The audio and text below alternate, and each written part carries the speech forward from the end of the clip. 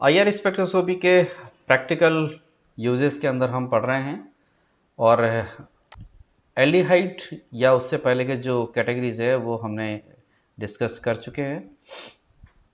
Aldehyde के बारे में जैसे ही मैंने आपको बताया था कि एल्डिहाइड को यदि आपको आइडेंटिफाई करना है तो आप उसके सीएच स्ट्रेचिंग से, जो कि 2720 और 2820 सेंटीमीटर इनवर्स पर प्राप्त होती है, वहाँ पर फर्मी डबलेट की वजह से वहाँ से आप हम उसे प्राप्त कर सकते हैं। Next, ketones. Ketones simplest carbonyl हमारा कंपाउंड है। एक एग्जांपल के तौर पर दे रखा है यहाँ पर 3 मिथाइल 2 पेंटानॉन। तो कीटोन जो है हमारा वो 1705 से 1725 सेंटीमीटर इनवर्स पर प्राप्त हो रहा है। यहाँ कोई अभी कोई मुश्किल उत्पन्न नहीं हुई है, ठीक है, सिंपल कीटोन है। लेकिन जैसे ही इसमें यदि कीटोन्स के दोनों तरफ जो हमारे आर ग्रुप हैं वहाँ पर क्या क्या लगा हुआ रहता है, उसके आधार पर इसमें बहुत अधिक वेरिएशंस मिलते हैं। एस्टर्स, जैसे ही इस कीटोन के इधर की तरफ और इधर की तरफ अब यहाँ पर सी डबल ओ ग्रुप आ गया तो ये एस्टर्स में कन्वर्ट हो गया। तो अब आप देखिए एस्टर्स का जो सीओ स्ट्रेचिंग है वो इंक्रीज हो गया, 35 से 50 तक चला गया। लेकिन महत्वपूर्ण, इससे हम पता लगा लेंगे इस रेंज में यदि आपको मिलता है तो इसका मतलब सीओ बॉन्ड भी है और ये भी अवेलेबल है। कार्बोक्सिलिक में ये भी है और ये भी है और ये भी है। हमें पता है कि कार्बोक्सिलिक का जो सीओ है वो तो ठीक है, नॉर्मल ही है, लेकिन इसको पहचानने के लिए हमारे पास में ये है कि ये 3000 से 2500 के रेंज में बहुत ही ब्रॉड पीक देता है। तो कार्बोक्सिलिक को तो पहचानना सिर्फ और सिर्फ इसी से है कि इस रेंज में इतना बड़ा यदि कोई पीक यदि आ रहा है तो वो कार्बोक्सिलिक ग्रुप है, क्योंकि वो कार्बोक्सिलिक ग्रुप के OH की वजह से आ रहा है। सीओ मिलना चाहिए, यहाँ पर है अवेलेबल। एसिड एनहाइड्राइड, एनहाइड्राइड में 2 सीओ ग्रुप है और सीओसी तो है ही, ये सीओसी। तो 2 एनहाइड्राइड है तो 2 पीक मिलेंगे। ये आपको मैंने बताया था, एक 1750 में ढूंढी है, एक 1820-30 पे ढूंढी है। ये यहां से हम आपको क्या पहचान सकते हैं, एनहाइड्राइड को पहचान सकते हैं।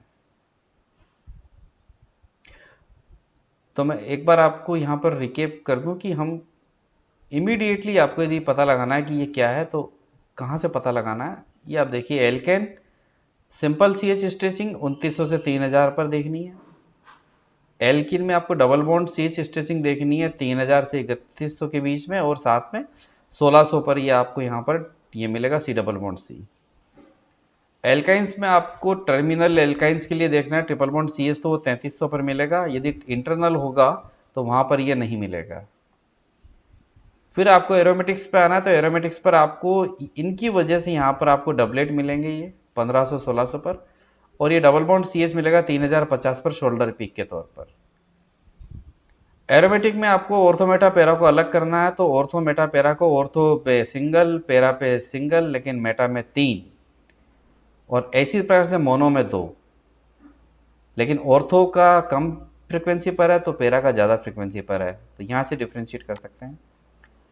इथर्स को पहचानना है तो सीओसी स्ट्रॉन्ग पी का 1000 से 1100 के बीच में।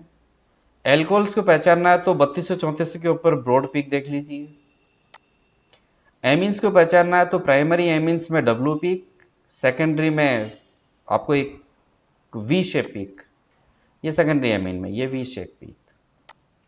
टर्सरी में एनएच होता नहीं इसलिए मिलेगा नहीं। ये रिकेप है। एल्डिहाइड में आपको पता लगाना है तो सीएच के लिए आपको ये देखना है यहाँ पर 2700-2800 पर 2 पीक। Ketones normal. एस्टर्स में आपको देखना है तो इसके साथ में आपको ये भी मिलेगा, इसके साथ में आपको ये भी मिलेगा। कार्बोक्सिलिक एसिड में सिर्फ इससे इतना बड़ा ब्रॉड पीक किसी में नहीं मिलेगा। एनहाइड्राइड में देखना है तो यहाँ पर 1750 और 1810-20 पर 2 पीक। अब हम आते हैं हैलाइड पर।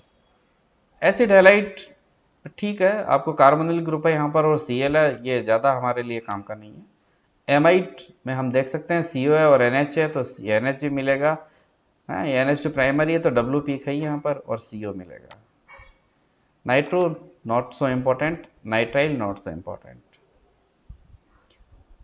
तो इस प्रकार से हमने यहाँ पर हमारे जो सामान्य क्रियात्मक समूह उनके बारे में हमने यहाँ पर विवेचना करी। अब हम यहाँ पर जो IR बैंड्स है उन पर कौन कौन से ऐसे प्रभाव है जो कि कार्यरत होते हैं और उनकी वजह से उनकी जो फ्रिक्वेंसीज है या उनकी जो तरंग संख्या है उनका प्रभाव होता है। जैसे संयुग्मन, कॉन्जुगेशन बाय रेजोनेंस। तो संयुग्मन के द्वारा होता क्या है कि अनुनाद प्रभाव होता है और अनुनाद की वजह से क्या होता है कि जो डबल बॉन्ड कैरेक्टर है वो सिंगल बॉन्ड में कन्वर्ट होता है। तो यानी कि जो बंध की जो सामर्थ्य है उसकी वो कम होती है।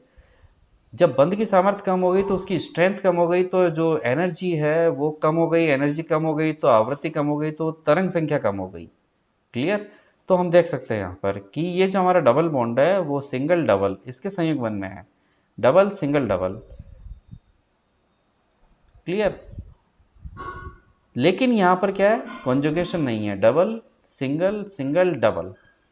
तो जब यहां संयुग्मन संभव नहीं है तो ये आइसोलेटेड कार्बोनिल के तौर पर काम कर रहा है, तो 1700-1500 पर देना है, नॉर्मल है, कोई दिक्कत नहीं है। लेकिन जैसे ही यहां पर संयुग्मन संभव हो गया, ये डबल बॉन्ड इधर, ये डबल बॉन्ड यहां इधर शिफ्ट हो जाएगा, तो यहां सिंगल बॉन्ड कैरेक्टर हो गया, तो यहां पर उसका तरंग संख्या कम हो गई।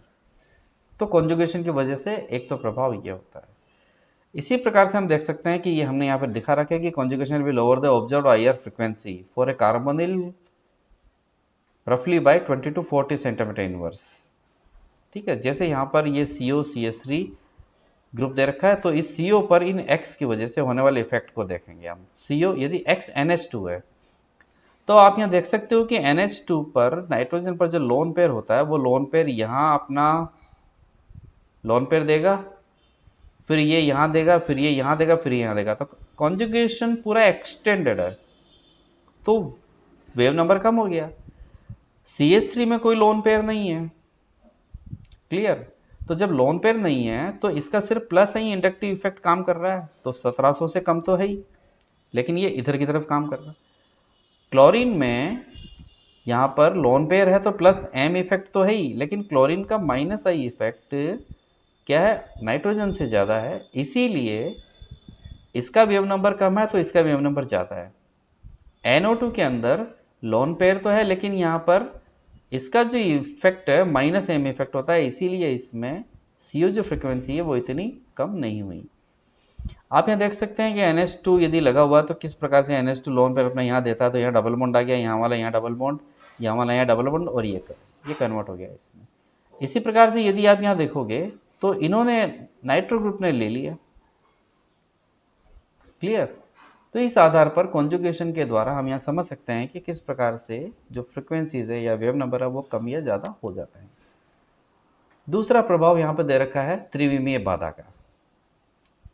सबसे महत्वपूर्ण चीज यहाँ पर यह है कि इस प्रकार के सवालों में ही यहाँ उत्तर छिपा हुआ रहता है। जैसे आप यहाँ देखें कि यहाँ कह रहे हैं कि इस कंपाउंड की कार्बोनिल फ्रीक्वेंसी 1686 सेंटीमीटर इनवर्स पर प्राप्त हो रही है, तो इसकी 1693 सेंटीमीटर इनवर्स पर प्राप्त हो रही है, अर्थात यहाँ पर तरंग संख्या ज्यादा है, यहाँ पर तरंग संख्या कम है। इसका मतलब आप ये देखेंगे कि यहाँ पर स्टेरिक हिंड्रेंस यानी कि त्रिविमीय बाधा आपको नजर आ रही है, ऑर्थो पर ही है। तो त्रिविमीय बाधा की वजह से डबल सिंगल डबल का जो संयुग्मन होना चाहिए था वो संयुग्मन उतना प्रभावी नहीं हुआ, और ये क्या कर देगा, इसको एक तल में नहीं रहने देगा और तल से डाइवर्ट कर देगा, तो यहाँ कॉन्जुगेशन कम हो गया। लेकिन यहाँ पर चूंकि ऑर्थो पोजीशन पर कोई भी ग्रुप नहीं है, तो डबल सिंगल डबल की वजह से यहाँ पर इनका कॉन्जुगेशन पूरा चला, तो उस वजह से क्या हो गया, तरंग संख्या कम हो गई। क्लियर? इसी प्रकार से स्ट्रेन इफेक्ट, जितना अधिक स्ट्रेन होगा उतना ही अधिक ये जो पीक है वो मजबूत होता चला जाता है। तो देख लीजिए आप यहाँ पर साइक्लोप्रोपेनोन 1815 सेंटीमीटर इनवर्स, तो ब्यूटेनोन 1775, तो इसी प्रकार से हेप्टेनोन 1705 सेंटीमीटर इनवर्स पर। हाइड्रोजन बॉन्डिंग, ये मोस्ट इंपॉर्टेंट है। हमें पता है कि हाइड्रोजन बॉन्डिंग की वजह से जो हमारे एल्कोहल के जो बैंड है वो कहाँ तक चले जाते हैं, लोअर फ्रीक्वेंसी की तरफ चले जाते हैं। हाइड्रोजन बॉन्डिंग कॉजेज ए ब्रॉडनिंग, सबसे महत्वपूर्ण क्या करती है, ये हमारे जो बैंड है उसको चौड़ा कर देती है।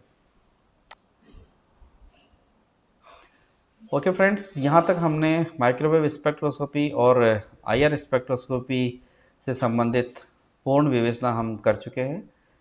नेक्स्ट आगे के लेक्चर्स में हम डिस्कशन करेंगे रमन स्पेक्ट्रोस्कोपी के बारे में। आईआर स्पेक्ट्रोस्कोपी के यहाँ तक संदर्भ में हम आपको गूगल फॉर्म की शेप में जो क्विजेज हैं हमारे वो कंटिन्यू रखेंगे, और उन क्विजेज को हम चाहते हैं कि सभी छात्र उसको रेस्पॉन्ड करें, और जितना अधिक से अधिक आप इन वीडियोस को शेयर करेंगे वो आपके लिए भी और सभी अन्य छात्रों के लिए भी क्या होगा, लाभप्रद होगा।